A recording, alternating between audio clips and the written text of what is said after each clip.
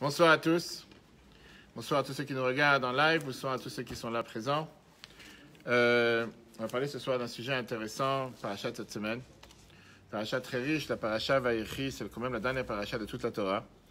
Et c'est une parachat qui est tellement riche, sur laquelle, malgré qu'elle est très courte, on peut s'arrêter pendant des heures et des heures à parler sur cette parachat, sur chaque mot, chaque détail, chaque bénédiction que Yaakov a dit à chacun de ses enfants. Sauf que ce soir, on va parler sur un sujet qui fâche. Un sujet que beaucoup de gens essaient en général d'éviter, de ne pas vouloir en parler. Et c'est les réprimandes que Yaakov il a fait à ses enfants avant de mourir. Et que c'est quelque chose apparemment qu'on n'aurait jamais dû faire. On va prendre notre texte, on va prendre la Gemara, le Midrash, les histoires, on va essayer ensemble de comprendre comment Yaakov il a pu faire une telle chose. Bienvenue à tous ceux qui nous regardent sur Facebook Live. Et tout celui qui veut partager, veut partager. Le cours sera en replay sur l'application eTorah. E-T-O-R-A-H sur Google et Apple et partager à tout le monde. Au contraire, faire profiter au maximum de juifs d'écouter et d'apprendre la Torah. Si on dit, je ne sais pas si ici il y a des gens qui sont partis visiter des fois des personnes dans des maisons de repos ou bien des personnes qui sont âgées, sur le point de quitter ce monde, parfois avec une maladie ou quoi que ce soit. C'est la plus pire des choses qu'une personne pareille, que c'est la dernière fois qu'on va la voir. On ne sait pas si on va la revoir. À la place de te dire bonjour ou à la place de te donner des bénédictions, la seule chose qu'elle trouve à te dire, c'est de t'insulter, voire te réprimander, et surtout pour des faits qui sont passés il y a 50 ans, environ, en moyenne.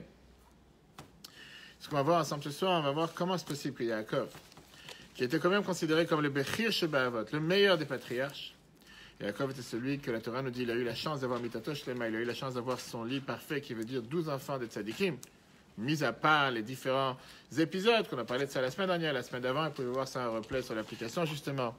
La différence avec qui était Yosef, qui était Yehuda, on a vu ça dans un long cours, justement, lundi soir. C'est un cours à Charenton dans lequel, tous les lundis soirs, on a parlé longuement. Comment se fait-il que la royauté et la prêtrise a été enlevée de Réhouven pour être donnée à Yehuda? Pourquoi Yehuda mieux que Réhouven et pourquoi juste Yehuda? Alors, comment Yehuda s'est démarqué de ses autres frères? Qu'est-ce qu'il a mérité de plus? Le fait que c'était quelqu'un qui a fait tchouva. Tzadka Mimeni, cette femme qui est tombée enceinte Tamar, elle venait de lui. On a parlé longuement aussi sur les différents épisodes avec Shimon et Lévi dans la vidéo de dimanche. Mais aujourd'hui, justement, on va parler longuement des phrases qui ont été employées par Yaakov contre Shimon et Lévi. Et qu'apparemment, si on aurait pris cette phrase et ce dialogue en 2018, beaucoup de gens auraient été tellement rebelles et tellement énervés et n'auraient plus voulu avoir de contact avec leurs parents. Et là, bien au contraire, on voit que Yaakov est passé un message. Comme tout le reste des brachot, des bénédictions qu'il donne à ses enfants, on voit qu'il parle avec des messages codés, on voit qu'il ne parle pas vraiment d'une manière comme si c'est fait pour les enfants seulement, mais pour les générations à venir. On se demande quel message il fait passer. Et à part ça, il y a une question générale. Une question générale qui est, c'est ce qu'on va débattre ce soir. Est-ce que tout le monde peut faire tchouva? Est-ce que la tchouva n'est pas seulement pour certaines personnes? Est-ce que certaines personnes ne peuvent pas faire tchouva? Tchouva veut dire retour, revenir. Est-ce que certaines personnes n'ont pas le droit à la tchouva? Ou bien non, la tchouva, elle est pour tous sans différence. Peu importe ce qui se passe ou ce qui ne se passe pas, quelqu'un il a le droit de faire tchouva. Je n'ai pas l'habitude de parler tout seul en général, et c'est pour ça qu'on va faire un tour de table. Et chacun va dire ce qu'il en pense. Qu'est-ce que vous en pensez? Commençons par les personnes plus âgées. Non, je rigole. Allons-y, qu'est-ce que tu en penses? Je pense que tout le monde peut faire tchouva, moi. Tout le monde peut faire tchouva. Il n'y a aucune personne sur Terre qui ne peut pas faire tchouva? Non. Ok. Si, celui qui est marié avec une goy. Il peut faire tchouva aussi. D'accord. Avec Ben les ouais. enfants goy. Chacun a le droit à la parole. On est dans une démocratie. Chacun peut parler. D'accord. Donc, lui, il dit oui. Non. Certaines personnes ne peuvent pas. Celui qui s'assimile, qui a acheté la méthode assimile. Il y a aussi la méthode assimile. Tu connais la méthode assimile? J'ai jamais entendu parler. Méthode pour apprendre des langues. Les gens, ils achetaient avant, c'était très très vieux, une vieille méthode avec des DVD, des cassettes, pour acheter l'hébreu, pour acheter ça. Peut-être que ça existe encore aujourd'hui, je ne sais pas, les gens, des fois, ils demandent. Ok, Monsieur Cohen, David. On ne parle pas de celui que vous connaissez, hein, pour ceux qui regardent en live, on parle d'une autre personne. Chaque appel de sortir d'une école simple, de divinité en lui. D'accord. Donc il est capable de se rapprocher de la chaîne et de faire tchouva. Chaque juif a la capacité de faire tchouva. Ça passe, tu vois le live, ça marche? Ouais, ça marche. Regarde. Hein? Même il est déjà relié avec la cadeau blanc. Donc, n'importe quelle bêtise qu'on peut faire, même s'il fait les plus grosses bêtises sur Terre, il vient ici pendant qu'il peut manger un jambon beurre en plein et là, tu dis, c'est pas grave, mon fils. Profite. Juste fais la bracha avant. Qu'est-ce que tu lui dis? Qu'est-ce que tu lui dis? Tout le monde peut faire alors? Il n'y a pas quelqu'un qui ne peut pas faire. Moi, tout le monde peut faire. Hein? Ce qu'on a dit, il peut revenir à la limite de la tchouva. Donc c'est ça la question. Est-ce que tout le monde peut faire tchouva ou il y a certaines personnes à qui ne peuvent pas faire tchouva? pouvoir ou vouloir. Et c'est bon, hein? Tant qu'il est juif et qu'il a une parcelle de divinité en lui, Il peut faire tchouva. Réparable. Puis, Hachem, Donc il on est a deux contre un pour miséricordieux. l'instant. Hein? Hachem, il est miséricordieux.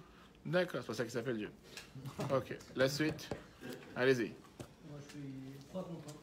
3 contre 1, qui veut dire Là, je suis d'accord avec toi. Tout le monde peut faire tchouva. tout le monde peut faire tchouva. Il n'y a pas quelqu'un qui ne peut pas faire tchouva. À partir du moment où on achète notre Père à tous et qu'un père pardonne quelle que soit la faute de son fils, donc arrive un moment où il aime son fils quoi qu'il arrive. Quoi qu'il arrive, on fait tchouva. Ok.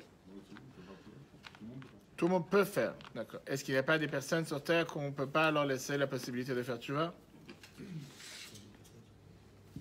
Qui n'ont pas le choix, qui ne pourront pas le faire. Si, il y a des personnes. Attends, laisse-le quand même parler, le pauvre, il n'a pas parlé encore. Après, il va se sentir mal. Donc, vous avez dit quoi que tout le monde peut faire, il n'y a rien qui est non réparable. Tout est réparable à chaque instant. S'il y a une deuxième chose encore. Allez-y. Hidoul Hashem. L'idole, Hidoul Hashem Chilul Hashem, qui veut dire profanation du nom de Dieu, irréparable. aussi. Vous n'êtes pas juge, j'espère. Parce que si vous étiez juge, ça aurait été difficile. Comment tu t'appelles? Yoni. Yoni.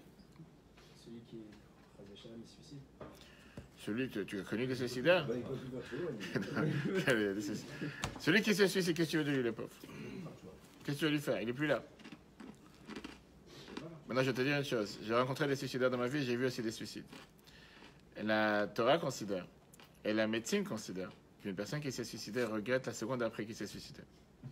Je te parle d'un cas précis. Un enfant, un élève à la yeshiva, en 94 ou 95, qui s'est suicidé. Il a sauté du 13e étage dans un appartement en Angleterre et il est mort. Et les psys qui sont venus nous voir à l'époque à l'école, où j'étais enseignant, ils nous ont expliqué comme quoi il n'est pas mort du fait qu'il est arrivé par terre. Il est mort d'une crise cardiaque le moment qu'il a sauté par la fenêtre. Le fait qu'il voulait regretter, s'attraper à quelque chose, il n'y avait plus où s'attraper malheureusement, c'est là qu'il est mort. Qu'est-ce que tu veux faire? Quelqu'un pareil, tu ne veux pas juger et il peut faire, tu vois. En tout cas, parlons des choses plus joyeuses, parce que c'est vrai qu'on ne veut pas entrer dans la déprime ce soir. Qu'est-ce que tu dis? Mais en tout cas, tu as dit à toi, c'est le seul cas qui ne peut pas faire tchouva. Tout le reste, on peut faire tchouva. Si la personne souhaite faire tchouva, elle peut faire tchouva. Ouais, c'est ça. Ouais. C'est s'il a la volonté. C'est ça la question. C'est un très bon point que vous avez soulevé. Voilà. C'est pas seulement s'il veut la volonté. La question, elle est, si quelqu'un il veut, est-ce qu'on lui donne la possibilité de faire? Ou bien il y a des choses que je te dis, c'est irréparable. Irréparable. Hein? quelque chose. Et celui qui ôte la vie, Celui qui, quoi, ôte la vie à quelqu'un. sans lui donner la possibilité de choisir. D'accord. Il a tué quelqu'un. Donc tu dis que celui-là, il ne peut pas faire tchouva. Il n'y a que le mamzer qui ne peut pas faire tchouva. Ok, on va voir. Attendez, on va voir. On va voir. On va voir ce soir, on va voir ça. D'accord. Vas-y. Prochain. On a vu en Italie récemment à Dubaï, il y a 2 jours, une personne qui a une relation interdite ou qui a un enfant qui est né de ça, ben, du coup, il est entre guillemets bloqué, c'est-à-dire que lorsqu'il est tchouva, l'enfant il est là avec ça. Donc tu dis que ça existe des cas dans lesquels on ne peut pas faire tchouva. Voilà, après il y a eu une histoire comme ça, je crois qu'avec une histoire comme ça, que finalement il a tellement fait tchouva que l'enfant il est décédé après par la suite, je sais pas si t'as entendu. Je crois qu'on on est passé du suicide à les enfants décédés. Bref, ça devient de plus en plus déprimant. Je sais pas. Moi, je suis pas arrivé dans un hôpital psychiatrique ce soir. Il y a quand même, on m'a pas prévenu, on m'a pas mis un peu. Ok, d'accord, j'ai écouté. Pourquoi tu te caches derrière? Il y a tellement de place à table. Là, je suis proche-toi à table. Pourquoi tu te mets derrière comme ça? C'est dommage. Tu déprimes déjà. On n'a pas commencé, tu déprimes déjà. Vas-y, rapproche-toi. Comment tu t'appelles? Qu'est-ce qu'il y a? Tu veux te faire sortir exclu du camp? Tu veux te sortir? Ah, mets-toi à l'aise. Tu vas être sur la vidéo. Viens à côté de moi, il y a de la place. Vas-y. Comment tu t'appelles? Alan. Alon. Qu'est-ce que tu en penses? Non, moi je pense que tout le monde peut faire tchouva. Tout le monde peut faire. Ok. Chaque juif a une échama. Et donc chacun peut faire. C'est tout sympa ce soir, c'est très bien. Vas-y. Qu'est-ce que vous dites, vous, Monsieur Casquette? Gabriel. Finissez. Papa va aller de travers. Mais c'est vrai que c'est intéressant ce qu'a avancé Abraham. C'est que, effectivement, est-ce que, par rapport à la Teshuvah, est-ce qu'au bout d'un moment, on va pouvoir avoir la possibilité, par rapport à notre volonté, ou est-ce que ça risque d'être bloqué? Il me semble avoir lu quelque chose que, si on fait une avéra dans le but de faire Teshuvah, il y a marqué on ne lui permettra pas de faire Teshuvah. Alors, il y a deux explications. En maspikim biyado la'asot tshuva, qu'on ne lui laisse pas la possibilité de faire tshuva. L'explication chassidique, c'est que ça sera beaucoup plus difficile pour lui de faire. Des fois, c'est tellement difficile que c'est comme ça. Si tu as fait un gâteau au chocolat, tu voulais faire un gâteau à la vanille, je suis d'accord, tu veux irréparable. Tu peux mettre à la poubelle et tu commences quelque chose de nouveau. Ça, je suis d'accord. Mais c'est pas où tu le manges, exactement. Mais si tu voulais avoir un gâteau à la vanille et tu as fait au chocolat, qu'est-ce que tu veux que je te fasse? C'est chocolat, c'est pas vanille. Tu t'es trompé, c'est pas grave. Qu'est-ce que tu dis à côté? Moi, je dis, Akadosh Baruch Hu, il est Rachaman, donc il laisse la possibilité à tout le monde, mais est-ce que toi tu veux? Ça dépend de toi. On peut ou pas? Donc, est-ce que tout le monde peut ou peut pas? On peut, mais après. Est-ce que la question elle est mieux formulée? Est-ce que tout le monde a le droit là-dessus? À le droit, oui. Ok. Toi, t'as dit. D'accord. Vas-y. Même chose. Donc, on a ici une personne, le pauvre. Je vais mettre avec lui. Parce qu'il s'est senti tout seul, le pauvre. Oui, on va voir que certains cas, l'Agmara nous dit qu'il ne peut pas faire tshuva. Pas certains cas, beaucoup de cas. C'est ce qu'on va discuter avec Shimon et Lévi. D'accord? Quelqu'un? Ah, il y a des cas, alors je suis pas trop... Bah, non, bien sûr. Hein? On va les voir, tu vas voir des cas pas si durs que ça. Regarde Shimon et Lévi. Parachat de la semaine. Parachat de la semaine tout court. Yaakov, il vient réprimander Shimon et Lévi avant de mourir. Et il leur dit, vous êtes des tordus à vie. Pas d'espoir pour vous. On va voir tout de suite le texte. D'accord? Daniel. Qu'est-ce qui se passe? Ok. Et la paracha de cette semaine vient nous parler justement de cette conversation qui est entre Yaakov et Shimon. Écoutez bien, c'est intéressant, passionnant. Un dialogue avec un père de 147 ans qui bénit ses enfants. Et que la Torah nous dit qu'il est venu bénir tous ses enfants, chacun, ish kebirkato berachotam. Il a béni chacun en fonction de sa bénédiction. Alors ça, c'est ce qu'on dit tous. On va lire Shabbat et vous allez voir comment les gens ne posent même pas une question. Et quand tu commences à réfléchir les détails, tout d'un coup tu te dis, c'est quoi ces bénédictions? C'est les plus grosses malédictions qu'il est en train de leur donner. À certains d'entre eux, c'est ce qu'on va voir. Oui, mais c'est contradictoire avec le fait que les plateaux Shlema, si les Shlema, c'est qu'ils sont tous parfaits, Très bien. comment on peut faire d'approche à quelqu'un qui est parfait? On arrive, bravo, vous avez posé la question, bravo. Ikaptu veshimou bnei Reuven veshimou l'Israël avichem, rapprochez-vous, c'est ce qu'il dit à ses enfants, et il commence à leur dire que c'est pas seulement une bénédiction qu'il est en train de dire avant de mourir, je lis le texte, mais Yaakov, il vient, il est content, finalement, il a fini la fondation du peuple juif. Les 12 tribus sont arrivées sur terre. Yaakov est riche, matériellement, spirituellement. Les fondations du peuple juif ont été placées, 4 femmes, une qui est déjà décédée. Et Yaakov, il décide de bénir les enfants en leur disant quels traits de caractère ils vont avoir pour les générations à venir. Tribus qu'ils vont avoir, leur force, leur mission, leur contribution qu'ils vont apporter au monde. Ah, il va être les prêtres, les rois, les hommes d'affaires, les érudits, ceux qui vont apprendre. Et il cherche justement à leur donner des forces et des bénédictions avant de partir de ce monde. Bonsoir, bonsoir, bonsoir, bonsoir. Et ce qui dérange, c'est ce qu'il parle avec ses deux enfants, Shimon et Lévi. Alors, d'un côté, il donne la bénédiction de la royauté à Yehuda, Issachar, la maison d'études, Zevulun, le philanthrope, Yosef, le charme, la grâce, Yosef ou Amashbir, on a vu ça parler. Car dans leur colère, ils ont tué un homme, et dans leur arbitraire, ils ont abattu un taureau. Et qu'est-ce qu'il leur dit comme bénédiction? Maudite soit leur colère, car elle est violente, et leur fureur, car elle est cruelle. Je vais les séparer dans Jacob, les disperser en Israël. Et il passe au prochain. Avance. Passons au prochain. Et le prochain, c'est Judas. Où vous avez vu une bénédiction ici? Pas dit, pas juste, il n'a pas mâché ses mots, comme on dit. Il n'a pas mis des gants. Il dit que vous soyez maudits, que vous m'avez énervé. Et Rashi nous explique. Je vous lis le Rashi. C'est dans le verset 5, 6, 7. Alors c'est vrai que c'est les vieux Chomashim qui sont écrits avec des grandes lettres. Rashi vient dire la chose suivante. Animés d'une même dessein contre Shrem et contre Joseph, ils se dirent l'un à l'autre, et maintenant allons-nous le tuerons. Que sont-ils? Diras-tu, c'est Rouven de Judas, mais il n'avait pas été David de le tuer. Et Rashi vient nous dire, c'est quoi instrument de violence? Cette pratique de meurtre est venue en leurs mains par violence, car elle fait partie de la bénédiction qu'avait reçue Esav. Cette pratique est la sienne. Vous lui avez prise par violence. Vous vous êtes placé à la place d'Esav. On ne vous a pas demandé de devenir des Esav. Vous avez pris les armes de Esav, vous les avez volées. C'est pour ça qu'il dit que les Hamas, vous êtes parti voler les armes de vos ennemis et vous êtes devenus des pires ennemis. Bravo. Ok. Leur âme, en grec, dit le Midrash, leurs épées se dit Makar. Après, faute explication, il continue. Alors, dessein de mon âme, de quoi il parle? C'est l'histoire de Zimri quand la tribu de Shimon s'est réunie pour amener la Midianite devant Moïse. Et lui, on demandait cette femme est-il interdite ou permise? Si tu dis interdite, qui t'a parmi la fille de Yétro? Que mon nom ne soit pas mentionné à propos, le texte dira Zimri, fils de Salou, chef de famille de la tribu de Shimon, sans ajouter fils de Jacob. Ne me parle pas. Je ne suis pas ton grand-père, je ne suis pas ton arrière-grand-père, j'ai rien à faire avec toi. À leur assemblée, lorsque Korach, qui est de la tribu de Lévi, amènera toute l'assemblée contre Moïse et Aaron, ne se joignent pas à mon honneur, je ne veux pas que mon nom y soit associé. Et c'est ainsi qu'il est dit, Korach, fils de Yitzhar, fils de Kehat, fils de Lévi, et on n'ajoute pas fils de Jacob. Rashi termine après des autres phrases qu'on verra juste après. Qu'est-ce qui a fait la différence et qu'est-ce qui a fait le changement. Je vous dis encore une fois, je pense que si chacun d'entre nous aurait été présent à cet épisode, chacun d'entre nous aurait reçu une telle bénédiction de la part d'un père qui est mourant, qui part de ce monde à l'âge de 147 ans. Et il n'y a pas un autre mot. Je n'ai pas sauté, je n'ai rien sauté. Versets 5, 6, 7, après il passe à Yehuda, etc. Il n'y a rien d'autre sur Shimon et Lévi. Comment vous voulez que ce Shimon et Lévi partent de son père? Comment vous voulez qu'il parte et qu'il se dise, waouh, quelle bénédiction, comme quelqu'un l'a dit tout à l'heure. Il embrasse, il dit, mon père, ça fait 147 ans, on ne va plus se revoir. J'attendais le moment où tu allais me donner de telles bénédictions, je te remercie. À vie, je me rappellerai de toi comme quelqu'un qui m'a béni avec une telle bénédiction. Imaginez-nous un instant aujourd'hui que Dieu nous en préserve un parent qui se sépare de son enfant avec de tels mots. Qu'est-ce qu'il aurait dit l'enfant? Il n'est pas grave, il est vieux, il a Alzheimer, il a Parkinson.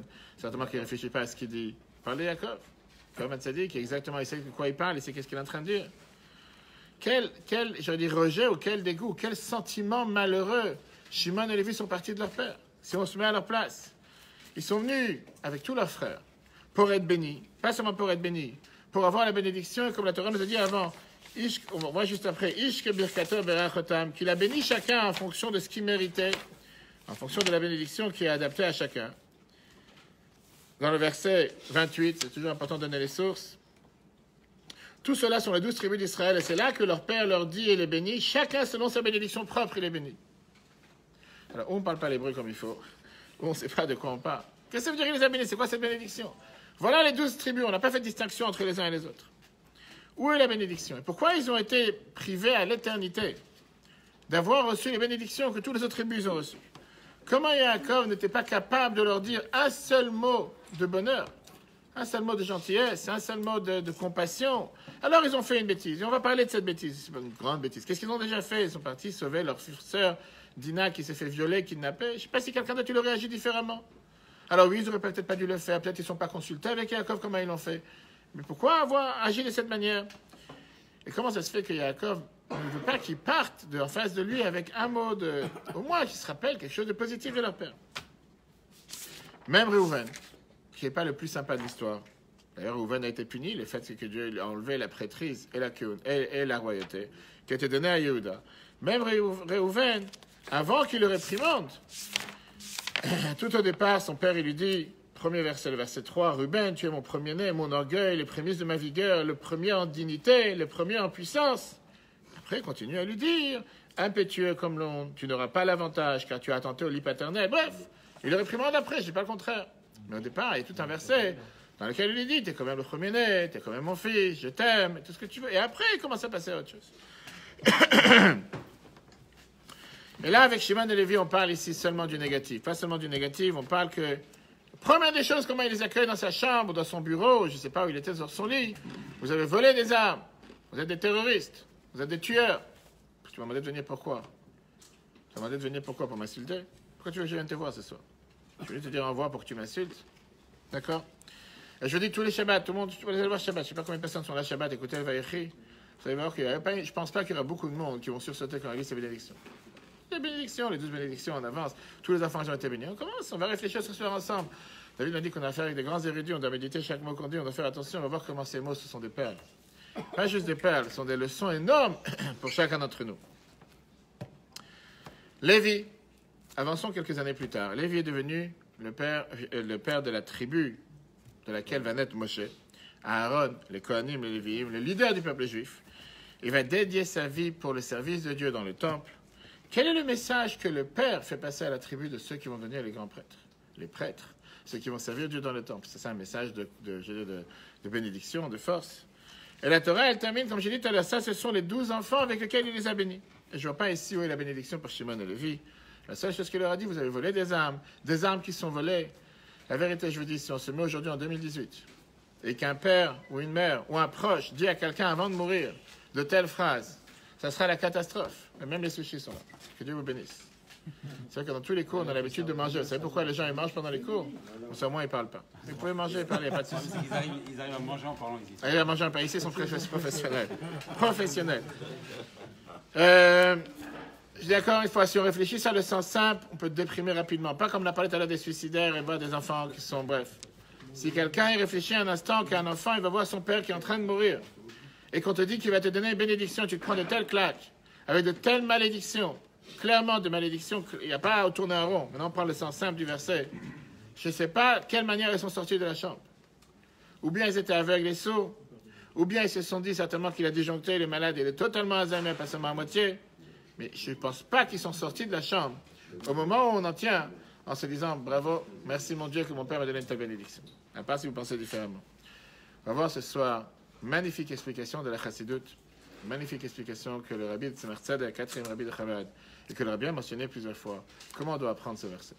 Et encore une fois, si on apprend ce verset comme ça, du premier niveau, pas de gros problème. Mais si on apprend ce verset avec les plus grands secrets de la Torah et de la Chassidoute, on va voir comment ce verset est riche et nous donne une magnifique explication dans la vie de tous les jours et surtout un énorme espoir pour la personne qui a pu faire les plus grosses bêtises. Pour comprendre ça, on va parler d'un autre personnage, un personnage énigmatique qui est raconté dans la Gemara. Je pense que vous avez tous dû entendre parler. Et c'est une histoire qui a été racontée par une seule personne parmi 1000 maîtres de la Gemara, 1000, qui est devenu un hérétique, qui a totalement dévié de la route. Comment il s'appelait? Bravo. Vous savez qu'on a fait des grands érudits ici. Elisha ben Avouya. Elisha, le fils d'Avouya. Elisha était un des plus grands sages qu'on a eu au temps du 2e siècle. Un des plus grands contemporains avec le grand Rabbi Akiva, le maître de Rabbi Meir. On va dire, on ne parle pas ici d'un niveau... on n'est pas en 2018. Et il était un des plus grands maîtres de sa génération. Et il y a différentes opinions pourquoi Elisha ben Avouya est devenu un apostat, pourquoi il a totalement dévié de la route. Mais il n'a pas dévié de la route à un petit moment. Il a dévié de la route à 1000 degrés. Il a totalement dévié de la route. Il y en a qui disent que c'était la culture grecque. Il y en a qui disent que c'était la culture grecque. Certains disent qu'il était tourmenté par le problème de théodicée, si on peut dire, le fait qu'il y a... Qu'est-ce que ça veut dire qu'il y a un Dieu, pas Dieu? Comment réconcilier le fait que Dieu, il est tellement bon, et malheureusement de voir tellement de gens bien qui souffrent? Il y a quelque chose qui ne va pas, et beaucoup de gens se posent ces questions. Ouais. Elisha s'est tellement éloigné du judaïsme que ses collègues, ils ont arrêté de l'appeler Elisha ben Avouya, et à la place, ils l'ont appelé Acher. Acher qui veut dire l'autre, autrui. On n'a même pas envie de le souligner avec son nom. Ça marche? Prends une photo. Non. Il a appelé Acher. C'est le seul dans tout le Talmud qu'on appelle Acher. Le seul qui est resté loyal à lui, c'était Rabbi Meir. Rabbi Meir était le seul qui est resté loyal. Le seul qui s'est dit, c'était mon maître, il reste mon maître. Et le seul qui s'est dit qu'un jour, il va faire tchouva. On voit ici une des scènes les plus bizarres qui se sont passées que la Gemara nous raconte. C'était Shabbat. Elisha ben Avouya, il était en train de profaner Shabbat de manière officielle, pas simple. La Gemara Shabbat nous raconte qu'est-ce qu'il a fait, vas-y, tu connais l'histoire. Exactement. Il était sur un cheval. Il était en train de chevaucher, alors qu'on n'a pas le droit de chevaucher sur un cheval Shabbat. Rabbi Meir était son élève, était en train de marcher à côté de lui sur le cheval. Et ce prof hérétique, qui était avec son disciple, qui était le plus proche disciple qu'il avait, ils allaient ensemble sur la route et ils débattaient des lois halachiques, des lois de Shabbat. Tout d'un coup, à cheval, on voit ici une dimension d'ironie la plus parfaite qui peut être écrite dans la Gemara. Rabbi Meir, le juif pieux, il est tellement imprégné dans la conversation qu'il a avec son maître hérétique qu'il n'a pas réalisé qu'il vient de dépasser les 2000 coudées, 1000 mètres, qu'on a le droit de sortir, Troum Shabbat, qu'on a le droit de sortir en dehors de la vie pendant Shabbat. On sait très bien que Shabbat, on n'a pas le droit de dépasser une certaine limite où il n'y a pas de maison, etc. Acher, l'apostat, réalise qu'on a passé déjà les 2000 mètres, les 2000 coups de 1000 mètres. Et il dit à son élève Meir, Chazor Becha, traduction exacte, fais demi-tour. Reviens. Pourquoi reviens? Parce que moi, j'ai mesuré la distance qu'on a parlé jusqu'à présent, les pas du cheval, et on a déjà dépassé la limite de Shabbat. À partir de maintenant, tu ne peux plus continuer la route. Reviens en arrière. Ça, c'est notre cher Acher, maître de Rabbi Meir, apostat, athée, renégat, tout ce qu'on peut l'appeler, qui dit à son élève, le pieux Rabbi Meir, stop, je connais la halakha, toi tu n'as pas fait attention, reviens, fais marcher. Tu n'as pas le droit à partir de maintenant. Je ne sais pas si Pour lui-même, c'est renégat que ça. On arrive. Rabbi Meir, il dit à son frère, à son maître, Afata Chazor Becha. Rabbi Meir, il dit à son maître, toi aussi, reviens vers toi. En deux mots, tu as aussi fait demi-tour. Mais il ne lui parlait pas de faire avec le cheval. Il parlait de fais tchouva, d'accord. Exactement, d'accord.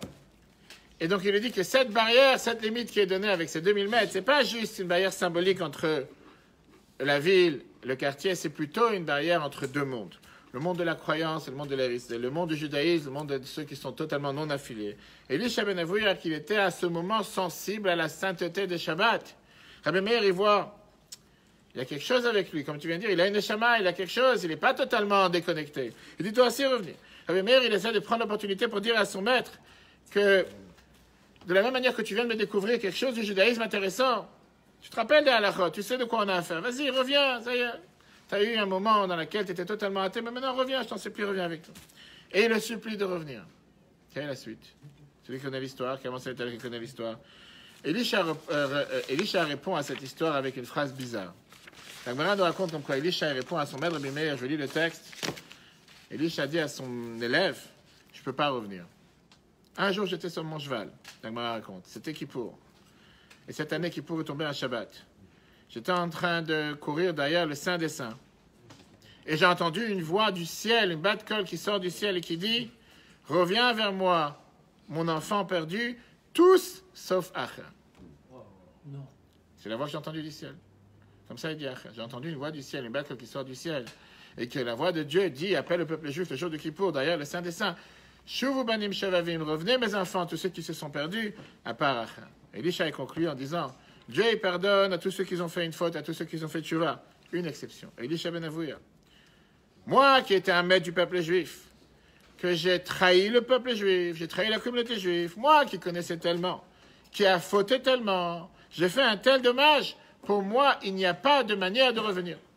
Pour moi il n'y a pas de moyen de faire demi-tour. Ça c'était son sort. Et malheureusement, d'après certains avis, il n'a jamais fait tchouva. Il y a plusieurs avis, je te suis amené. Il y a la vie qui est amenée dans le Talmud de Babylone, la vie qui est amenée dans le Talmud de Jérusalem. Dans le Talmud de Babylone, c'est écrit qu'il n'a pas fait tchouva. Dans le Talmud de Jérusalem, le Talmud de Yerushalmi, c'est écrit qu'il a fait tchouva. On ne parle pas des différentes étapes, comment il a fait tchouva, qui s'est assis avec la prostituée, si vous voulez les détails, je vous raconterai après. Mais au final, on reste pour l'instant avec le Talmud de Babylone qui nous dit clairement qu'il est mort comme ça, il n'a pas fait tchouva. Question? Question? Mais s'il a fait tchouva. Mais si, mais pour l'instant, on dit qu'il n'a pas fait. On va voir. C'est ce qu'on va voir ce soir. Ok. Et puis il n'a pas fait, mais il ne voulait pas. C'est bon, on ne lui a pas donné la chance. Il a dit j'ai entendu une voix du ciel le jour de Kippour qui dit tout le monde peut faire tchouva à part moi. C'est pas la force d'Anel Serara de dire tu ne peux pas le faire. Attendez, pas tout le monde entend des voix du ciel. On n'est pas ici avec le Saint-Esprit. D'accord. On n'est pas. Ça dépend de la soirée. Encore une fois, tu parles du maître du Rabbi Meir. On ne parle pas ici de quelqu'un qui est en train de manger des sushis. On parle quand même quelqu'un qui est à un niveau un peu plus élevé. Ça, apparemment, ça contredit une des bases fondamentales du judaïsme. Même si pour l'accompagnement de la fin de la Peut-être. Mais c'est ce qu'on va débattre ce soir. C'est ce qu'on va débattre, d'accord? On parle ici d'une des bases fondamentales du judaïsme. Est-ce que la force de la tchouva peut être enlevée de quelqu'un? Est-ce que le pouvoir de la tchouva peut être enlevé de quelqu'un? Maïmonide te dit que même si quelqu'un il a fauté toute une vie, je dis oui, il dit ça Maïmonide, dans les Chot Tchouva, chapitre 1, verset 3, Maïmonide il te dit que même si quelqu'un il a fauté toute sa vie, il peut faire tchouva les derniers moments de sa vie. Comment une voix du ciel peut contredire une des bases fondamentales du judaïsme, à des concepts qui est ramené dans la halakha? Comment Dieu a pu rejeter Elisha pour l'éternité? Plus que ça, on a ici une question qui est, si Dieu ne voulait pas qu'Elisha fasse tchouva, pourquoi il a communiqué avec lui?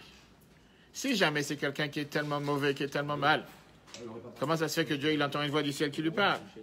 Et pourquoi la voix du ciel commence avec une phrase positive? Reviens vers moi. Shuvu banim shavavim, revenez les enfants qui ont fait tchouva, et qui termine à la fin avec sauf Acha. Dis depuis le départ. Qu'est-ce que tu fais ici? Tu n'as pas d'espoir. Tu aurais pu dire une chose pareille. Mais comment un père peut dire à ses enfants, toi, dans tous les enfants, toi, je On a parlé tout à l'heure avec Shimon et Lévi. J'espère que le live il marche. En tout cas, chers amis, on va voir ici une réponse. Les sushis sont très bons, mais ils sont faits pour cette heure. Non, je rigole. Vous pouvez parler. Poser des questions, c'est intéressant. On va voir ici une réponse qui a été amenée par le Tzemar Tzedek, troisième rabbi de Chabad, et qui a été expliquée par plusieurs maîtres de la Chassidut les dernières générations. On a dit tout à l'heure que cette histoire, elle est ramenée dans deux sources. Elle est ramenée dans le Talmud Babli, le Talmud de Babylone et le Talmud de Jérusalem, le Talmud de Yerushalmi. Mais avec une énorme différence. Dans le Talmud Babli, elle te dit, revenez mes enfants, ceux qui ont fauté, sauf Elisha ben Avouya. Ça, c'est le Talmud Yerushalmi, par exemple, Jérusalem. C'est marqué comme ça là-bas. Dans la Gemara, non, c'est écrit Elisha ben Avouya. Dans le Talmud Babyloni, de Babylone, c'est écrit, revenez mes enfants qui ont fauté, sauf Acher. Un, c'est écrit sauf Elisha ben Avouya, l'autre, c'est écrit sauf Acher. C'est la même personne. Et la question qu'on demande ici, de qui on parle? Est-ce que c'est quelqu'un qui était bipolaire? Est-ce qu'il avait deux identités? Est-ce qu'il a fait une usurpation? Le mur tombe, etc. Est-ce que toutes ces choses-là, c'est des choses qui se passaient ou pas? On va tout de suite voir. Mais là, pour l'instant, c'est il a entendu. Qu'est-ce que tu veux faire? Il a entendu. Tu pas, il est pas. La Gemara l'a enregistré qu'il a entendu. C'est sûr que la première partie de la phrase, c'était clair que c'était dirigé à Elisha ben Avouya. Mais la présence divine lui suppliait de revenir. Ça, c'est clair. La deuxième moitié qui était à part Acher, Dieu voulait dire à Elisha ben Avouya, oublie le Acher. Déshabille-toi de ce Acher. Enlève ce Acher. Ce Acher ne t'appartient pas. C'est pas qui tu es. C'est pas toi le Acher. C'est une autre personnalité. Ce qu'on dit là, c'est une fausse identité. C'est pas qui tu es vraiment. Dieu est en train de lui dire, arrête de t'étiqueter, de te mettre une catégorie que tu es un Acher. Tu n'es pas un Acher. Tu n'es pas quelqu'un d'autre. Oui, c'est vrai qu'on est plein de contradictions. Oui, c'est vrai qu'on est plein parfois de crises de foi. Parfois, on a des crises de foi. Pas des crises de foi, du foie parce qu'on a mangé du chocolat. Pas des crises de foi. Des crises de Emouna, ça arrive. Pas s'empêcher, on est tous humains.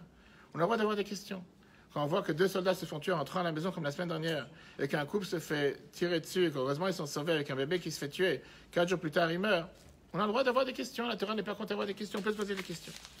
Et ça, c'est la question, c'est la difficulté qu'on a dans la vie tout court. Le monde en général.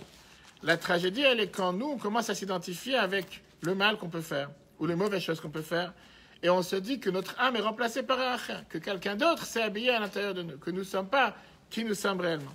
Reviens vers moi, les enfants perdus, à part de Acher, ça veut dire, un enfant perdu, reviens vers moi, laisse le Acher dehors. Ne pense pas que tu es quelqu'un d'autre. Tu n'es pas Acher, tu es mon enfant que j'aime. Tu te dessines, tu te dessines, tu te configures, tu te catalogues comme Acher. Combien de fois, en tant que Schler, le travail de Seine-et-Marne, on a affaire avec beaucoup de juifs qui ne sont pas du tout du niveau que vous avez ici. Des juifs qui sont encore très loin, matériellement parlant. Ils habitent à des centaines de kilomètres, voire des cinquantaines de kilomètres. Et spirituellement parlant, parfois des juifs qui sont loin de la religion. Et combien de gens, parfois disent, monsieur le rabbin, moi je ne suis pas religieux. C'est une étiquette. C'est écrit sur moi, je ne suis pas religieux. Les gens aiment bien se mettre dans une étiquette. Quand parfois on va voir dans des smachot, on va mettre des tefilines à des gens, parler à des gens, bret milah, mariage, que Dieu nous en présente dans les enterrements, je ne suis pas religieux, monsieur. Parce que tout d'un coup, si je vais être religieux, ça m'engage à quelque chose. Je ne suis pas catalogué, je ne fais pas partie, je n'ai pas d'étiquette. Ce qu'on a l'habitude de dire, c'est qu'on n'a pas d'étiquette. Les étiquettes sont faites pour les habits, pas pour les êtres humains. Pas l'étiquette, pourquoi tu dois rentrer dans un cocon? Pourquoi tu rentres dans une étiquette et tu te catalogues ça? Je ne suis pas religieux, je ne suis pas pratiquant, je suis traditionnel. Je suis quoi? Tu es un juif tout court, tu es né d'humeur juive, ça s'arrête là, tu es converti comme la halakha, tu es juif.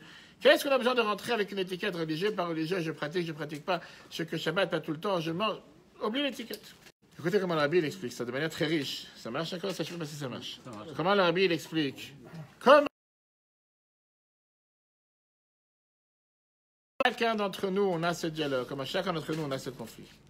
Combien de fois on se regarde dans le miroir et on voit que nous sommes un Acher? Je ne suis pas valable d'être qui je suis. Je suis un mauvais juif. On est déçu de nos parents, déçu de notre peuple, déçu de Dieu. Combien chacun d'entre nous, à l'intérieur, on a cette histoire interne qui parfois, on se fait dire, même si on n'a pas envie de le dire, consciemment ou inconsciemment, qu'on n'est pas assez bien, qu'on n'est pas assez méritant, qu'on est mauvais, qu'on est dégoûtant, qu'on est bête, qu'on est malade, qu'on est fou, qu'on est déprimé, qu'on est tordu, qu'on est des personnes endommagées et qu'on n'a aucun moyen de se réparer. Et combien de fois c'est la cause, la cause qui fait en sorte que la prochaine étape, c'est de continuer à descendre. C'est-à-dire, puisque de toutes les façons, je ne suis pas à la hauteur, puisque je ne suis pas de ce que la société attend de moi, de ce que ma femme attend de moi, ce que mon mari attend de moi, ce que mes enfants attendent de moi, ce que mes parents attendent de moi, ce que le rabbin de la synagogue il attend de moi, ce que la société, mes amis attendent de moi. Je ne suis pas à leur hauteur parce que j'ai pu faire une erreur quelconque. Automatiquement, laisse-moi tranquille. Je fais des erreurs. Tôt, malheureusement, c'est ce qu'on va dire. Beaucoup de gens sur Terre, sans le vouloir, inconsciemment, même s'ils agissent et ils pensent comme ça. Et ils ont honte de le dire. Ils vont faire un sourire comme tu vas à la synagogue, mais à l'intérieur d'eux, ils sont autodétruits. Pas seulement ils sont autodétruits, ils sont tellement déchirés à l'intérieur d'eux-mêmes. Ils n'ont même pas la force pour pouvoir le dire. Et que Dieu nous en préserve.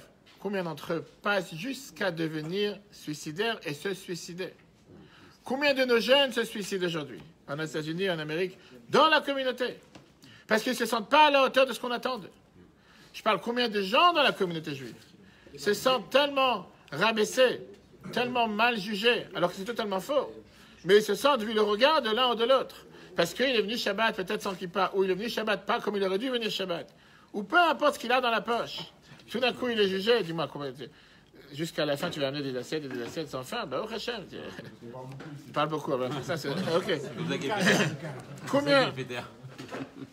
Combien de gens, malheureusement, parfois, on se dit qu'on n'a pas d'espoir. Et ça, c'est l'erreur. La plus grande erreur qu'on peut faire, c'est que tu penses qu'il y a un problème avec toi. Et comme on dit dans la Torah, la fameuse phrase Itamu chataim velo chatim, que soient effacées les fautes et pas les fauteurs. Qui nous sommes pour mettre une étiquette sur quelqu'un? Qui nous sommes pour dire, puisque tu as fait un péché, dehors, plan Vigipirate, alerte attentat. Comme aujourd'hui on met. Quelle est l'alerte attentat? Qu'on a tous chanté la Marseillaise. Ça nous a touché le cœur. On les avait tous réunis, on a chanté la Marseillaise. Maintenant, on est content que finalement, il n'y aura plus d'attentats sur Terre. Pourquoi tu parles? On est ici dans un plan Vigipirate. Tu as fait une erreur, tu n'as plus le droit à la parole. Tu n'as plus le droit de faire quoi que ce soit. Le fait qu'elle a eu cette voix qui a appelé Elisha ben Avouya le jour de Kippour en lui disant « T'es mon fils », c'est une voix qui fait appel à chaque juif. Chacun d'entre nous, nous sommes les fils de Dieu, nous sommes une partie de Dieu, nous sommes divins. Seulement, on n'est pas aussi bien qu'on espère et qu'on aspire, qu'on voudrait être. Et on se dit que c'est une honte au Créateur de nous avoir créés, parfois. Et on doit se dire que malgré tout ce qu'on a pu faire comme mal, néanmoins, nous sommes les enfants de Dieu. Combien de fois on a pu tomber? Dieu nous relève à chaque fois. Chaque fois, Dieu nous relève malgré tout ce qu'on a pu tomber. Dans le Talmud, Dieu il appelle Elisha ben Avouya. C'est en réalité le plus beau cadeau que Dieu a pu faire à n'importe quel être humain sur terre. Dieu n'a jamais abandonné, n'a jamais mis une croix sur notre nom. N'a jamais mis un X sur une personne en disant, lui, rayé de la liste. Il n'a jamais dit que lui, il n'est pas capable. Pourquoi? Parce que Dieu, il a toujours confiance en nous. Peu importe ce qu'on a pu faire. Dieu, il sait qu'on peut le fixer, il sait qu'on peut l'arranger. Dieu n'arrête pas d'avoir confiance en nous et il sait que tôt ou tard, un jour, on va revenir. Non, on va tout de suite voir, justement. On va tout de suite voir.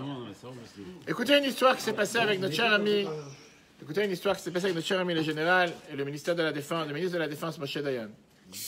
Moshe Dayan était un juif totalement laïque, pas religieux, et profondément laïque. 8 juin 1967. Moshe Dayan, c'était pendant la guerre des 6 jours. Le jour où le mur de lamentation, le Kotel a été libéré. Dayan, il s'approche du Kotel. Il verse des larmes au Kotel. Il y a un journaliste israélien qui s'approche de lui et dit « Général Dayan, pourquoi tu pleures ?» Je dis les phrases. « Tu viens de renaître en tant que juif. On se connaît depuis des années. Toi, tout à coup, ça te touche quelques pierres. On sait que chez les juifs, on a l'habitude de parler au mur. Mais à ce point, ça va. Qu'est-ce qu'il y a? T'as touché le mur, ça va. Tu verses des larmes. Fais ce mur ne veut rien dire pour toi. » Et pour ajouter la parenthèse, si les Jordaniens ne seraient pas mélangés dans l'affaire, on n'aurait jamais récupéré le Kotel. C'était même pas le plan original de rejoindre Jérusalem-Est, le Kotel, Hebron. On n'aurait jamais dû les recevoir. Parce qu'on n'avait pas du tout pensé de les reprendre. Malheureusement, depuis 1948 à 1967, pendant 19 ans, on n'a pas eu accès à ces endroits-là. Et c'était aucun plan dans la guerre, dans la stratégie des guerres, de vouloir reprendre ces endroits-là. La seule condition était de dire aux Jordaniens, restez tranquilles, ne bougez pas, ne vous mélangez pas dans ce qui ne vous regarde pas. Et si vous allez bouger, à ce moment-là, on va venir vous taper dessus. Et comme ils n'étaient pas tellement intelligents, et remercie le bon Dieu pour ça, finalement, ils se sont mélangés. Et à ce moment-là, on est parti les expulser de Jérusalem-Est. Et c'est pour ça qu'on a repris le Kotel et qu'on a depuis 52 ans. Tu dis Amen, c'est malheureux. La réalité, elle est que si jamais il n'y aurait pas eu cette erreur de leur peuple, peut-être jusqu'à aujourd'hui, on n'aurait pas eu. Ça, c'était l'idée des gens à l'époque. Kotel, pas Kotel, c'est un mur de pierre, laisse-moi tranquille. Comme on aurait pu faire un État d'Israël à Ouganda, on aurait pu faire aussi la même chose. Fermons les parenthèses. Écoutez la réponse de Dayan. Le général Dayan, il vient et répond la chose suivante. Il dit, hier, j'étais complètement fou. Les gens, en général, passaient, mais c'est quoi? Combien de fois tu vas pardonner? Combien de fois tu vas dire, c'est pas grave, on avance? Il y a un moment où tu dis, stop, tu peux pas. Il y avait une fois une anecdote, un petit garçon qui est rentré dans une pharmacie. Et il voulait avoir un carton pour pouvoir acheter. À l'époque, il y avait encore les téléphones publics, pour celui qui se rappelle, les téléphones, les cabines téléphoniques. Et il va au téléphone, il monte sur le carton. Et il essaie de taper, de faire avec les fameux ronds qu'on avait à l'époque pour faire les téléphones, et faire les différents numéros. Et le patron de la pharmacie, il entend ce petit garçon parler au téléphone. Et le garçon, il dit, Madame, est-ce que vous pourriez me donner le travail de pouvoir tondre la pelouse chez vous? Il parle à la personne au téléphone. Et la femme qui répond de l'autre côté de la ligne, j'ai déjà quelqu'un qui s'occupe de ce travail chez moi à la maison. L'enfant, il dit, mais madame, si moi je veux vous le faire pour la moitié du prix que l'autre il le fait pour chez vous, ça vous dérange de me donner le travail? Je cherche du travail. La femme me dit, je suis très satisfait avec la personne qui s'occupe de ma maison jusqu'à présent. Alors la personne, elle vient, l'enfant avec plus de persévérance, il dit, moi je ne vais pas m'occuper seulement de la pelouse. Je vais m'occuper aussi du trottoir. Je vais m'occuper de tout ce qui est à côté du trottoir. Je vais le faire aussi dimanche, même les jours qu'il ne faut pas travailler. Tu vas avoir le plus beau jardin de Tispa dans la ville où tu habites. La femme dit non, merci. J'ai déjà quelqu'un. Je n'ai pas besoin, je n'ai pas envie de changer. Je suis satisfait avec la personne avec qui je travaille. Et avec un sourire à sa figure, il raccroche au téléphone. Merci beaucoup. Le patron du magasin, il entend ce petit enfant parler au téléphone avec une telle persévérance, presque comme les jeunes d'aujourd'hui qui cherchent tous à travailler sans faille. Et il lui dit, écoute-moi, viens voir ici, petit gosse. Il lui dit, petit enfant, viens ici. Il lui dit, mon fils, j'adore ton attitude. C'est rare de trouver des enfants comme toi qui sont tellement à fond dans leur travail. Il fait, j'adore cette attitude positive. Demain, je te donne un travail ici chez moi à la maison. Viens ici dans le pain à la pharmacie. Tu vas gérer les clients à merveille. Et l'enfant qui dit, non, merci. Je dis, pourquoi non, merci? Je te vois pendant 10 minutes en train de débattre au téléphone. Tu supplies une femme pour avoir un travail. Elle ne veut même pas toi. Tu es capable de pouvoir avoir le meilleur travail sur Terre. Et l'enfant qui répond, la personne que j'ai appelée, c'est la personne chez qui je travaille. Je voulais savoir quelles sont mes performances, combien elle évalue, comment je suis capable de travailler, est-ce que je travaille bien ou pas. C'est moi qui travaille chez elle. Maintenant, elle m'a rassuré, je suis garanti, parce qu'en face, elle ne m'a jamais dit. Maintenant, qu'elle me l'a dit au téléphone, je suis content, moi j'ai fait quelque chose de bien dans ma vie. On a tous besoin d'avoir cette confiance de ce petit garçon. Combien, hein? Je pensais pas comme ça, hein? Tu fais-le avec ton patron, tu vas voir. Appelle-le, tu m'as. On a tous besoin d'internaliser ce fait que Dieu nous aime. Dieu est proche de nous. Dieu a un énorme amour avec nous. Pourquoi? Tania nous explique. Nous sommes une partie de Dieu. Parce que Dieu peut nous haïr. Comme dans un couple, on dit que le mari et la femme sont un, et que tu ne peux pas donner une claque de la main droite sur la main gauche, si tu es vraiment et tu crois dans ce que tu dis, que nous sommes un, comment tu peux maudire ta femme? Comment tu peux maltraiter ta femme? Comment tu peux parler mal à ta femme? Tu parles à toi-même. Comment tu peux refuser qu'il fasse chouva? On arrive, on n'a pas fini. Attends, patience. Je ne m'ai pas dit de terminer maintenant. Je termine, il n'y a pas de souci. Okay. On arrive. Et donc, on ne devrait jamais avoir de telles pensées. Maintenant, on va comprendre, chers amis, le message que Yaakov a dit à Shimon et Lévi.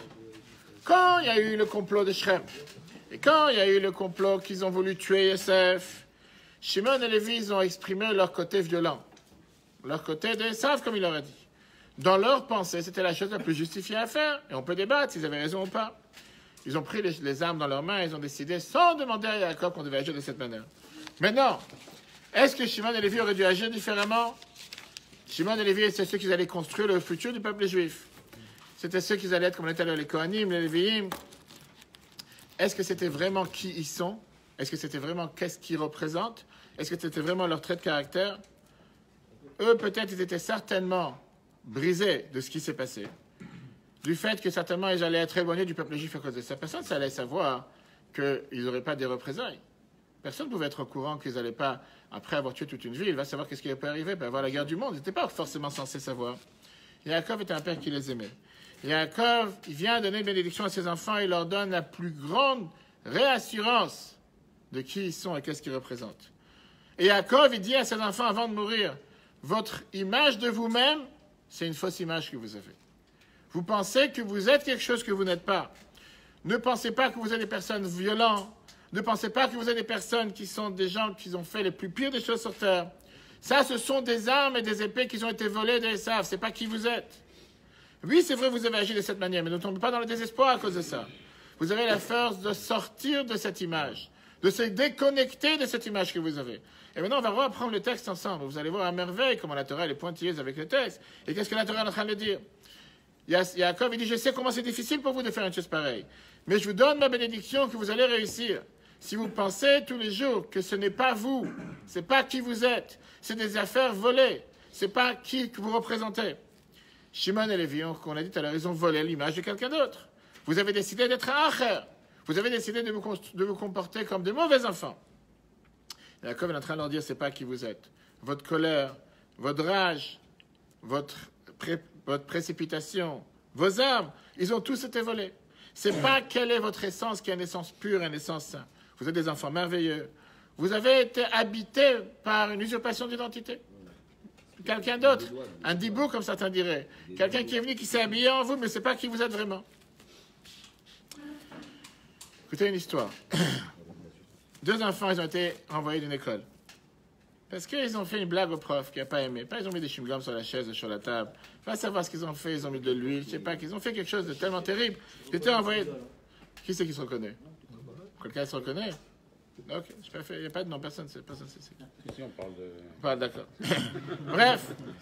Et quelques années plus tard, un est devenu le plus grand criminel du quartier, l'autre est devenu le plus grand chacham du quartier. Les 2 enfants qui ont été renvoyés en même temps. Des années plus tard, le principal de l'école, le directeur de l'école, il les rencontre. Il va rencontrer le chacham, le sage, celui qui est venu très grand érudit, chef d'entreprise, gère une grande société de centaines d'employés. Et lui, je ne comprends pas. Vous avez, vous, deux commencé du même point. Renvoyé de l'école, délinquant, vous avez agi des plus pures manières. Comment t'es devenu le plus grand sage, érudit, chef d'entreprise, et ton ami est devenu le plus grand criminel? Vous avez commencé du même endroit. Les 2, pour la même cause, vous avez été rejetés de l'école, jetés de l'école. Le sage répond... Qu'est-ce que tu as été le sage? Le sage répond... Peut-être, ouais. Le sage répond la chose suivante.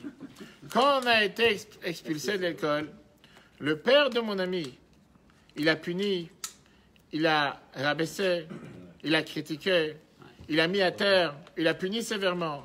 Il lui a dit comment tu es une personne terrible, tu n'es même pas capable de te comporter comme il faut à l'école, tu fais des blagues contre le prof, tu te comportes tellement mal contre le prof. Ce que tu as fait, c'est tellement mauvais, c'est tellement mal. Qu'est-ce que mon père m'a dit? Mon père m'a dit, tu es une âme si pure, mon fils. Tu es quelqu'un de merveilleux. Tu es quelqu'un de tellement parfait. Ce que tu as fait ne te représente pas. C'est pas toi qui l'as fait. C'est pas ton caractère qui l'a fait. Te correspond pas. C'est pas qui tu es. Tu sais quoi? Il termine cet enfant au prof. Il dit, mon père, chaque mot qu'il disait, c'était un sens. Et j'ai réalisé qu'il avait raison. Et depuis, je n'ai jamais refait une telle bêtise. Le fait qu'il m'a dit que je suis pas qui on m'a collé comme étiquette parce que j'ai fait une erreur. J'avais pas ce plan Vigipirate. Autrement, je suis devenu différent. Et combien de fois dans notre vie, dans la vie de chacun d'entre nous, on a ce message éternel qu'on porte avec nous, parfois pendant des années, que nous ne sommes pas aptes, nous méritons pas, nous n'avons pas la valeur, on ne sommes pas capables de, c'est pas pour nous, nous ne sommes pas à la hauteur. On a peur de montrer qui nous sommes réellement, quelle est notre essence, quelle est la émouna que Dieu il a entre nous, que Dieu nous a confié. Parfois, on a peur de l'exprimer. Pourquoi? Parce qu'on se dit, si jamais je vais dire quoi que ce soit, à savoir comment les gens vont me regarder. Toi, tu te prends pour un religieux. Depuis quand tu es religieux? Toi, et religieux, c'est pas de quoi d'autre. Comme on a peur de l'image des gens, on préfère se rabaisser. Je parle avec beaucoup de personnes. Récemment, je parle avec une femme qui, sans arrêt, elle a des sentiments pas de rabaissement, elle a des sentiments de bassesse, des sentiments. Je lui dis, mais pourquoi tu es tellement humble? Pourquoi tu te considères tellement basse? Pourquoi tu te considères tellement que tu n'as aucune valeur sur terre? Et alors que tu as énormément de valeur, tu as énormément de quoi de mérite, tu as énormément de quoi être fier de qui tu es. Pourquoi toujours se sentir tellement non, j'ai tout ce que je peux faire? Et malheureusement, pour le dire à voix basse, l'école du Moussa, c'est cette école qui vient et qui montre à la personne que malgré que tu peux faire tout ce que tu veux pour te rapprocher de Dieu, tu es encore loin du chemin. Tu es toujours un homme matériel, grossier, terrestre. Viens la chassidoute qui est totalement à l'envers, ça te montre comme quoi, malgré toutes les erreurs que tu as pu faire, tu as une échama à l'intérieur. C'est pas qui tu es. Pas parce que tu as un pot de peinture qui s'est renversé sur tes habits que tu es devenu sale. Tes habits sont sales. Et tes habits, tu les mets à la machine à laver au pressing. Mais toi, tu es propre. Bravo. Toi, même avec le pot de peinture, tu es propre. On parle des gens. On parle des gens. Et c'est malheureusement tellement faux. C'est tellement faux et c'est tellement destructif. Parce que parfois, le fait de s'habiller avec une image de ce que nous ne sommes pas, on s'habille avec des affaires volées, des épées volées, des armes volées, comme l'histoire de Shimon et Lévi, fait en sorte qu'on se dit qu'on ne va jamais pouvoir lever la face de l'eau. On se dit que de toute façon, on ne va jamais pouvoir s'en sortir. Nous, on n'est pas des acher, nous sommes des ben. Là, je te dis, maintenant, on va voir ensemble comment Shimon et Lévi ont reçu les plus grandes bénédictions, comme certains ont dit tout à l'heure. Et on va voir comment Rashi nous le décrit, comment l'histoire s'est renversée plus tard. Mais avant, c'est une merveilleuse histoire. C'est une histoire après la guerre, avec le rabbi de Bobov. Si vous avez entendu parler de Rabbi Shlomo Halberstam, il a perdu toute sa famille pendant l'Holocauste. Il s'est installé dans le Lower East Side à Manhattan. Premier numéro de Manhattan. Et il a commencé à reconstruire la chassidoute de Bobov. Ça, c'est quand il était à Manhattan. Mais à l'époque, c'était pas du tout comme les dernières décennies où il y a des centaines de milliers de juifs, voire des millions de juifs aujourd'hui à New York. Il était totalement détruit. Et il n'avait même pas un minyan, il n'avait même pas un office avec lui pour être présent pendant les offices de Shabbat. Avant vendredi soir, du matin, le rabbi de Bobov, il demande à son fils, le Reb Naftali, qui l'a suivi, où est parti Yankel? Yankel, on ne le voit pas. Ce juif, Yaakov. Il lui dit où il est. Il avait l'habitude de venir, pourquoi on ne le voit plus? Son fils, il dit, je ne sais pas. Il dit, c'est quoi, va dans la rue, peut-être on va le retrouver quelque part, peut-être qu'il est dans les barrages, il est quelque part. Demande-lui de venir, ça nous ferait plaisir de retourner encore une fois. Là, il nous manque sa voix, sa chazanout. Nous, Naftali, il sort, son fils, il sort de la synagogue avec un ami pour aller chercher pour Yankel, ce fameux juif. Et pas plus tard que quelques minutes plus tard, ils vont dans le parc, il y a des grands parcs à Manhattan, un Central Park et des autres parcs. Ils le voient assis sur un banc en plein Shabbat, en train de lire le journal et la cigarette dans la bouche. Rabbi Naftali va, il retourne à la synagogue. Le rabbi de Bobov, son père, il lui demande et il lui dit, nous, tu l'as trouvé? Et il lui dit, est-ce que si tu l'as trouvé, tu l'as vu? Il fait, oui, on l'a trouvé. Il fait, tu lui as demandé de revenir pour être le canteur dans le minyan. Et le Rabbi Naftali, il dit à son père, Rabbi, il lui dit, il est en train de fumer en public pendant Shabbat. Il est en train de violer la sainteté des Shabbat. On l'a ignoré, on n'a même pas passé à s'approcher de lui. Il avait l'air d'un tellement extraterrestre pour nous. On a continué. Rabbi de Bobov s'exprime en disant, il n'est pas en train de violer Shabbat. Les enfants, son fils, et l'ami, il dit, mais on l'a vu. C'est pas un film. Il lui dit, non. Il n'est pas en train de fumer Shabbat. Mais on l'a vu avec nos yeux en train de fumer. Comment tu dis que non? Nous, on l'a vu. Rabbi de Bobov dit la phrase suivante. Il n'est pas en train de fumer Shabbat. C'est le nazi qui est en train de fumer Shabbat. Lui, il n'est pas en train de fumer Shabbat. C'est le nazi qui profane Shabbat. Ce juif, invite-le pour être parmi nous à la synagogue, pour être le canteur. Qu'est-ce qu'il est en train de dire comme message? Il est en train de dire qu'il y a un résultat de l'expérience terrible que ce juif il a vécu il y a quelques années pendant la Shoah. Automatiquement, il ne pouvait plus garder Shabbat. Dans son cœur, c'était comme s'il était totalement contre. Le juif, à l'intérieur de lui, gardait Shabbat.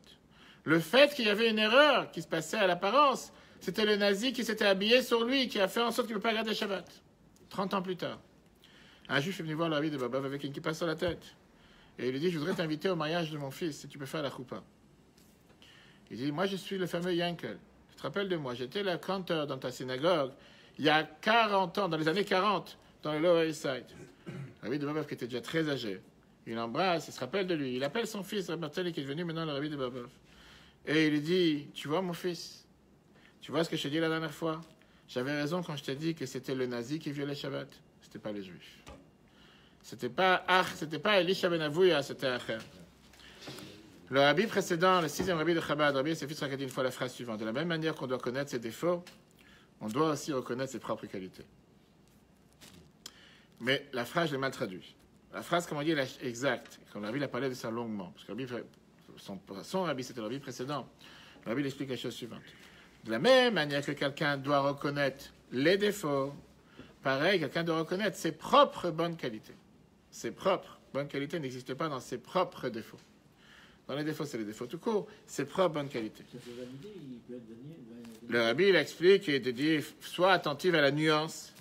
Comment ça se fait que quand il parle des défauts, il ne dit pas ses propres, et quand il parle des qualités, il dit ses propres qualités. Il dit, de la même manière que tu dois reconnaître tes propres défauts, tu dois reconnaître tes propres bonnes qualités. Vous savez comment le rabbi a expliqué ça? Je dis, l'année, c'était en 1981. Magnifique discours, le rabbi explique plus qu'en l'essence. N'importe quelle faute et n'importe quelle erreur qu'on fait n'appartient pas à un juif. Ça ne nous appartient pas. On ne peut pas s'approprier les défauts, on ne peut pas s'approprier les erreurs qu'on fait. Parce qu'au contraire, toutes nos erreurs ne viennent pas exprimer à un instant quelle est notre essence, qui nous sommes. Nous sommes avec une neshama. La seule raison pourquoi un juif fait une erreur, parce que la Gemara nous dit, un adam un vent de folie qui est entré dans sa tête. Ce n'est pas la personne lui-même. Dieu nous a envoyé qu'une mission sur terre pour faire des erreurs. Dieu nous a envoyé qu'une neshama sur terre pour faire les choses de la manière la plus élevée sur terre. Combien d'erreurs on va faire sur terre? Le maximum d'erreurs. Les plus grandes aberrations qu'on peut faire, ça ne vient pas refléter qui nous sommes. Au contraire, ça vient peut-être à cause de l'influence du monde extérieur. Et c'est ça que Yaakov est en train de dire à Shimon et Lévi. La tribu que vous représentez, c'est une tribu qui a un énorme pouvoir pour tout le peuple juif. C'est pas qui vous êtes. Et le fait que vous avez pu faire une certaine erreur ne vient pas refléter qui vous êtes. Ce sont des affaires volées, c'est des affaires qui ne vous appartiennent pas. Maintenant, on explique, on va comprendre quelle est la phrase que Jacob il a employée. Quand Jacob il a dit dans sa phrase, en disant, dans le chapitre 6, verset 6, « À leur dessein que mon âme ne s'associe pas, qu'à leur assemblée ne se rejoigne pas mon honneur, car dans leur colère ils ont tué un homme, etc. » Jacob est en train de dire, je me dissocie de l'image que vous vous êtes collée. Cette image ne vous appartient pas, et avec cette image, je n'ai pas envie d'avoir affaire. Si vous pensez un instant que c'est ce que vous êtes des tueurs, que vous êtes des voleurs, c'est pas vous. C'est une image que vous vous êtes appropriée, mais c'est pas la vôtre. Et cette image-là, je veux pas que vous me la collez à moi. Maintenant, on avance. Pas seulement cette image, je veux pas que vous me la collez. Et Jacob continue en disant que vous devez vous rappeler qui vous êtes et qu'est-ce que vous représentez. Vous vous rappelez le Rashi qu'on a lu tout à l'heure? Quel était le Rashi qu'on a lu tout à l'heure? Le Rashi dans lequel il te dit que d'un côté, quand il y a l'histoire de Korach, et quand il y a l'histoire de Zimri, on dit fils de tel, fils de tel, sans dire fils de Yaakov. Mais je vous ai dit tout à l'heure que j'ai sauté la deuxième moitié de Rashi. Regardez comment Rashi continue. Rashi continue en disant, je ne veux pas que mon nom soit, etc. Ne se joint pas mon nom, l'honneur. Et on n'ajoute pas fils de Jacob. Par contre, dans les chroniques, lorsqu'on mentionnera la généalogie des fils de Kehat, des fils de Korach, à propos du chant des temples, le texte dira fils de Korach, fils de Yitzhar, fils de Kehat, fils de Lévi, fils d'Israël. C'est très bien que les enfants de Korach, ils ont fait tchouva. Ça, c'est le message que Jacob est en train de parler à ses enfants. Si vous vous habillez avec cette image négative, dissociez-moi de cette image, c'est pas moi. Si vous êtes avec une image positive, la réalité, c'est qu'au finalité, la finalité de tous ces enfants, après tout ce qui s'est passé, ils ont fait tchouva. Là, je suis parti de vous. Voilà, chers amis, un merveilleux enseignement que le Rabbi nous enseigne. Chassidut, Semer Tzedek, la promesse de l'Agmara. Ne pas se cataloguer pour quelqu'un qui, malgré qu'il a pu faire quelque chose de mal, il est considéré comme mauvais. Puis la Torah, elle te dit, comme on l'a dit tout à l'heure, le titre, que comment découvrir les lumières cachées qui est à l'intérieur de chacun d'entre nous. Chaque juif peut revenir. Chaque juif a le droit de réparer. Ça n'existe pas une personne qui ne peut pas réparer. Ça n'existe pas une personne qui a une interdiction totale, qui ne peut pas... Pour ne pas parler des grands noms, parlons de chacun d'entre nous. Combien... Tu me l'enverras. Je vais te répondre. Combien de fois le matin on se lève? On a l'intention de avoir la meilleure journée possible, de faire les meilleurs mitzvot, prier comme il faut, aller apprendre la Torah, gagner de l'argent droitement, proprement, comme Dieu l'attend de nous. Combien de fois le matin tu te lèves avec les meilleures ambitions sur terre? Et finalement, 5 minutes après que la journée a commencé, tu reçois un téléphone de ton pire ennemi. Tu reçois un téléphone que la commande n'est pas arrivée. Tu cherchais une place pour trouver la voiture, tu rentres dans le minyan, tu es tellement énervé que tu as raté la Gdusha, tu as raté Baruchou, tu commences à crier sur l'un, crier sur l'autre. Juste après ta femme, tu peux me rendre un service, laisse-moi tranquille, j'ai pas la tête. Et toute la journée que tu as envisagé commencer comme il fallait, j'ai voulu commencer la journée de la meilleure manière, et tout d'un coup, les choses ne se passent pas comme il veut. Et ça rejoint ce qu'on a vu tout à l'heure. On a vu dans le cours d'après-midi, pour faire revoir un replay sur l'application et Torah, 14e chapitre de Tania, la deuxième partie, il ne fait pas aux grandes ambitions, aux petites ambitions. Combien de fois sur Terre, on veut que les choses se passent bien? Malheureusement, on vit dans un monde où on n'est pas tout seul. Et les choses, pas forcément, vont se passer bien. On doit toujours se rappeler qui nous sommes réellement. On doit toujours se rappeler que nous ne sommes pas ce qu'on se fait comme image de nous-mêmes. Et qu'on n'est pas ceux qui se disent qu'on ne mérite pas, on n'a pas de valeur, on ne vaut pas pourquoi. C'est plus que mon ami à côté de moi, il a une barbe jusqu'au par terre, où lui, il représente vraiment le grand religieux, le grand pratiquant. Et qui dit qu'est-ce qui se cache derrière l'habit? Mais moi, je passe son niveau automatiquement. Je n'ai pas le droit à la parole. Je n'ai pas le droit de m'exprimer. Je n'ai pas le droit de dire une parole de Torah. Je n'ai pas le droit parce qu'il va savoir qu'est-ce qui va me tomber dessus. Nous sommes tous des enfants de Dieu. Dieu nous aime à merveille, à chacun d'entre nous. La voix que Acher a entendue, c'était Acher et pas Elisha. Elisha, on sait très bien, comme c'est écrit dans le Talmud du Yerushalmi, que finalement, il a fait tchouva. Et justement, on voit comment Rabbi Yehuda, il a dit, Yesh kone olamo b'sha'ah achat. Il y a certains qui ont racheté leur monde en un instant. Parmi Elisha ben Avuya et la presse, c'est qu'il a été appelé Reb Elisha ben Avuya après. Pas seulement Elisha ben Avuya. Que Dieu fasse qu'on puisse apprendre de tous ces enseignements. Quand ce Shabbat, on va lire ces paragraphes dans la Torah. Qu'on ne pense pas un instant que Jacob a pensé à punir, ou il a pensé à même maudire ses enfants, mais bien au contraire, c'était les plus grandes bénédictions. Il faut regarder le juste milieu, parce qu'il ne faut pas se dévaluer, mais il ne faut pas non plus dire surévaluer. Se surévaluer. La vérité, je vais te dire 100%, mais le plus grand malheur du peuple juif, c'est pas qu'on se surévalue.